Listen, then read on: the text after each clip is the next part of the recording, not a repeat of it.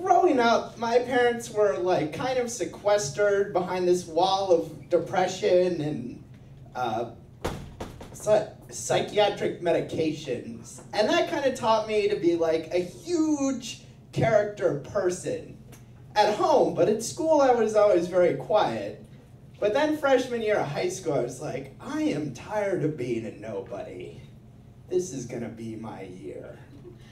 My first move, I was at Goodwill, and I saw a pair of pink pants.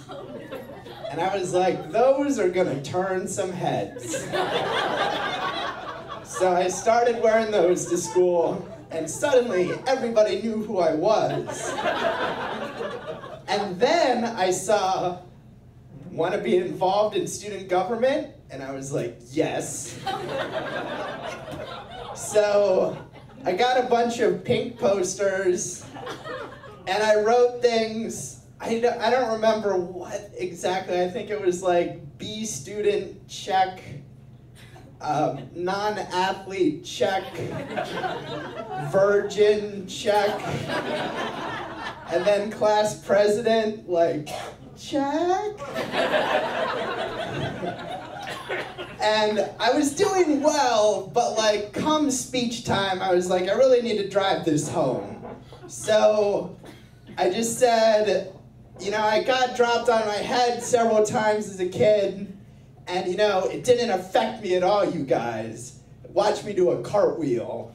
And then I knew I couldn't do a cartwheel, so I just tried to do one, landed on my head, stood up like, ta-da, and got elected. And, you know, the official election was for class president, but I knew that I had been elected class clown. So I came back sophomore year, and I was like, all right, I gotta hit the ground running. And a couple weeks into school, this bodybuilder came up to my lunch table and was like, you know what, you guys are wimps. I can beat any of y'all at Mercy. Mercy, if you don't know, is where you lock fingers with both hands with another person and try to wrestle them around until it hurts so much that they say mercy. Now, I'm not a strong person, so I did not volunteer to go. A few of my friends took the challenge and got beaten. And I was sitting there, I was like, you know, I am a youth leader. I need to stand up for my people.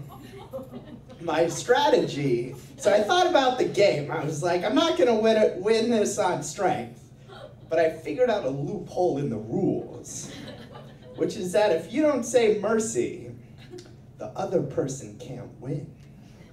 So I was like, look, buddy, I can take you. So we played, and I just went limp, like went all Gandhi on him. And he was like twisting my arms around and was pulling one arm against the other one. And then we heard this cracking sound. Yeah, he let go, and I was like, I won!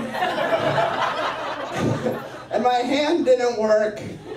I went to class because I was like feeling triumphant. And then my hand started turning purple. So I went to the hospital. And I got a brace on my arm. And actually had surgery scheduled close to Thanksgiving. And you know, homecoming that year was actually kind of right before Thanksgiving. And I didn't have a date. And I was like, well, you know what? Being larger than life has gotten me many things so far. Maybe this too. And we were sitting in lunch one day, and my friends are like, Nate, today's boring, and you need a date to homecoming, like, why don't you spice things up? And they were like, why don't you make an announcement over the cafeteria PA that you're looking for a date? Like, that'll work. And I talked to like the security guard, and he was like, no good. So I was like, well, what am I gonna do? And I was like, I'll just stand on a lunch table. So I'm getting ready to do this. And I'm like, what am I gonna say? Because like when you're yelling, it's hard to be articulate. And I was like, well, Nate and date rhyme, so I'll work with that. So I stood on the table, and I know that everybody quiets down, like they're ready for something to happen, like Nate Pink Pants Johnson is getting ready to like knock it out of the park. And the security guard is walking towards me, so I'm like, I have to make this fast. So I said, my name is Nate, I need a date. And I was like, oh shit, I need to make this funny. So I said, I like to masturbate. Yeah. So, no, everybody died laughing. No women approached me for a couple days until the assistant principal came and took me out of class and told me that I would be suspended for disrupting the school day. But you know what? It worked out really well because she was going to suspend me for the same days that my surgery was scheduled for. She didn't even know, so I was like, oh man, this is, my parents probably won't be as mad as they might otherwise be. So I went and I got home and I'm like, you know, gearing up to tell my mom what had happened, and she was there and crying, and I was like, oh wow, like not taking this well. I guess the principal called her, and it turned out my father's mother had died. My grandmother had just passed away, and there wasn't going to be a funeral, but over Thanksgiving we were all going to drive down to her house in Florida to settle her estate. So essentially I was going to have surgery, then I was suspended from school, and then I was going to Florida with my parents, and I had to tell my parents about what had happened like right after Grandma had died. And I did, and they weren't pleased, but they saw the humor in it. Yeah, I was like, awesome. And they were like, well, Nate, and you didn't get a date out of this, right? And I was like, no. And they were like, well, I think it's important that you learn that saying shocking things won't get you what you want. So I was like, okay. So I went, had surgery on my arm. They gave me I requested a pink cast, which they gave me. And I was in a lot of pain though, and my hand was like really bloated, like it looked gigantic. It was fun to wave around. But my parents made me go to Florida with them, so it was, you know, it was like a horrible 14-hour drive in Thanksgiving traffic. And yeah, so then we get there, and the house is like filled with the rich aroma of fine tobacco. So my mom and I, allergic, don't feel good the whole time. Thanksgiving morning, we go out to brunch, and my mom gets food poisoning. So Thanksgiving is effectively canceled. Like it wasn't gonna be big already. We were just gonna go out for a steak or something, but now it's like done. But we don't have any food, and my dad and I get hungrier and hungrier.